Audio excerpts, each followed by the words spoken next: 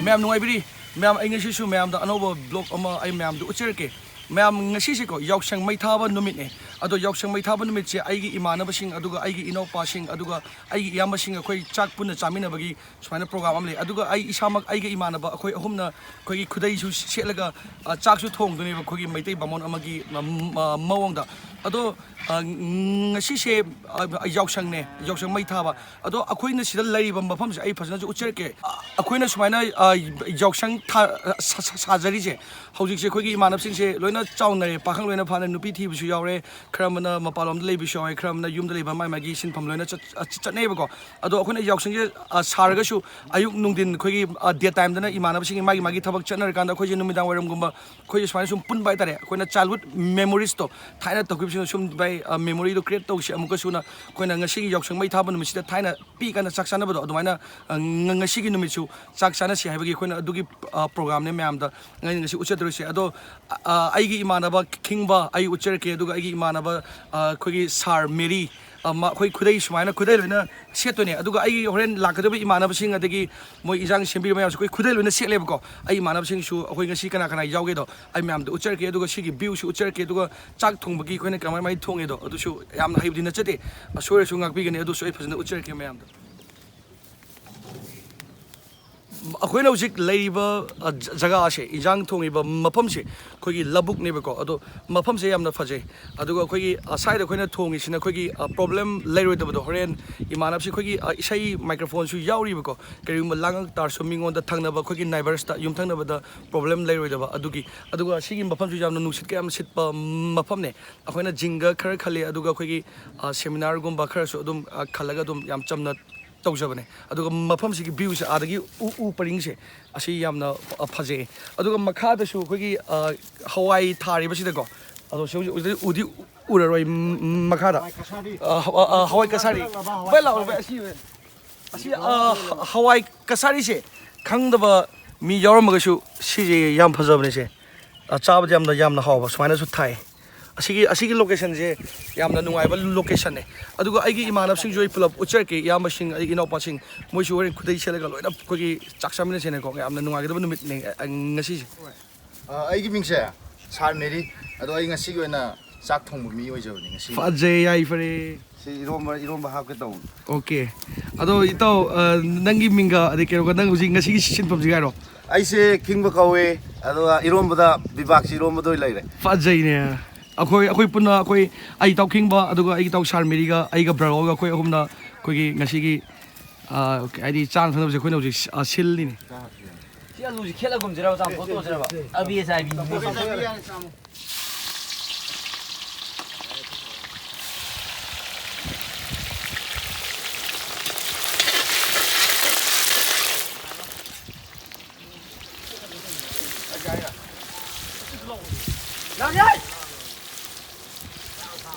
sing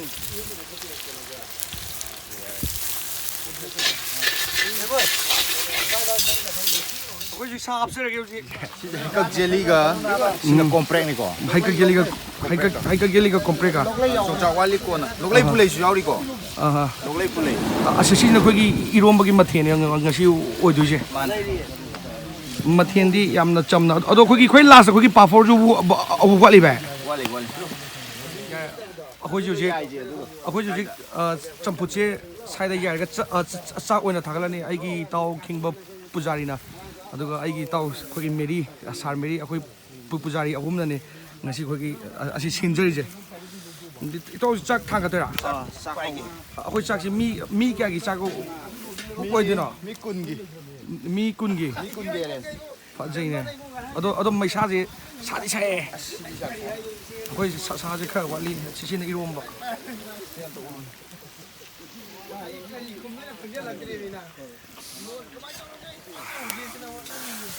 kabra natte yan akhoi auji ko khoi chak se thongage siang je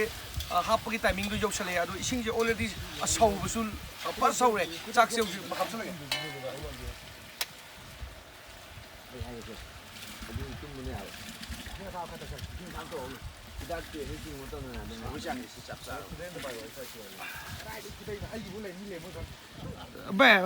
bai do kari gino adugi mana machine gi do ꯃꯁꯤ ꯆꯝꯐꯨꯠ ꯇꯧꯒꯦ ꯇꯧꯕꯅꯦ champut ki loy sure ne khamen adagi awa padigom adi thabi alu lo ha akoi jo je sa je lo chalak ki timing lak chale ba ko ado machu adagi mirchi do samuroi gum ba je au je hapchal lage la to la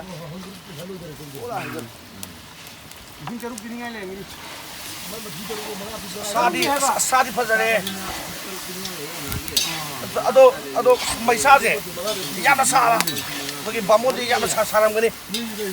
Akoina sidane ngasigi chai jang khoi thong khotpa pulap cha dois. Jaga yam chaw banate. Ado leiba khogi yam sing khoi imana sing je. Pulap khogi khudai ngak tane.